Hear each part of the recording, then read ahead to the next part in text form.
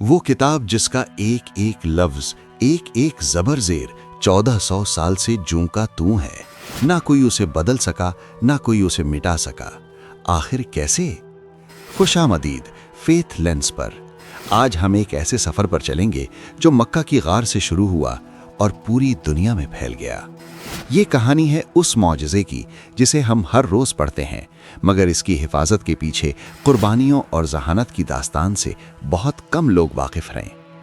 سفر کا آغاز، حفظ۔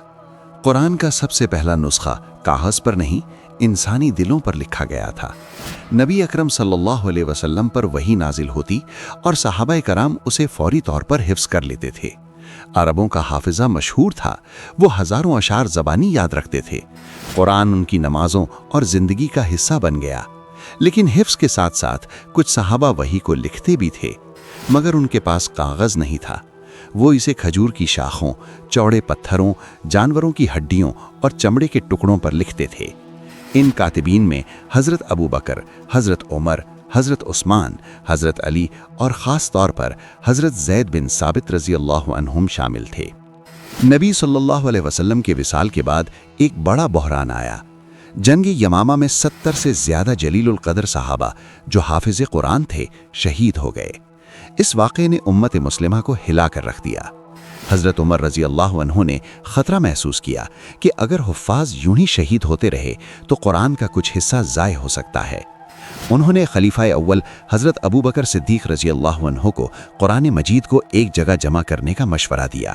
شروع میں حضرت ابو بکر ہچکچائے کیونکہ یہ کام نبی صلی اللہ علیہ وسلم نے خود نہیں کیا تھا، مگر پھر اللہ نے ان کا سینہ کھول دیا اور انہوں نے اس عظیم کام کا بیڑا اٹھایا۔ انہوں نے یہ کام حضرت زید بن ثابت رضی اللہ عنہ کے سپرد کیا۔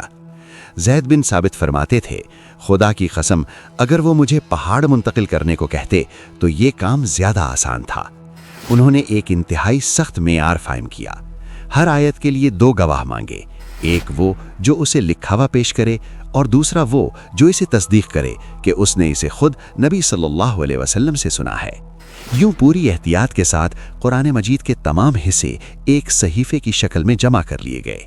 یہ نسخہ حضرت ابو بکر کے پاس رہا، پھر حضرت عمر اور پھر ام المومنین حضرت حفصہ رضی اللہ عنہا کی حفاظت میں دے دیا گیا۔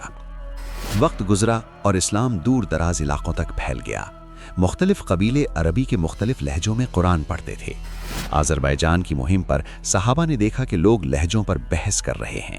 حضرت حذیفہ بن یمان نے حضرت عثمان کو خبردار کیا کہ امت کو بچائیں اس سے پہلے کہ وہ کتاب اللہ میں اختلاف کرنے لگیں۔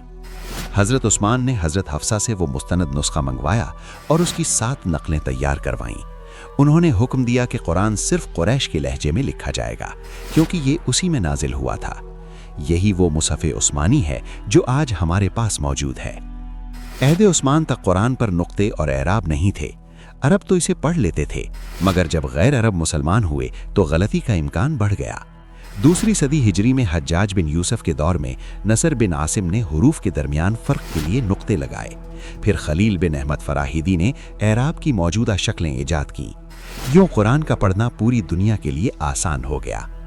آج قرآن مجید کے تراجم ہر زبان میں ہیں، مگر اصل متن وہی ہے جو مدینہ میں لکھا گیا تھا۔ یہ اللہ کا معجزہ ہے کہ ایک 8 سال کا بچہ بھی اسے حفظ کر لیتا ہے۔ یہ اللہ کا وعدہ ہے، بے شک یہ ذکر ہم نے ہی نازل کیا ہے اور ہم ہی اس کے محافظ ہیں۔ فیتھ لینس کو سبسکرائب کریں ایسی اور معلوماتی ویڈیوز کے لیے۔ جزاک اللہ۔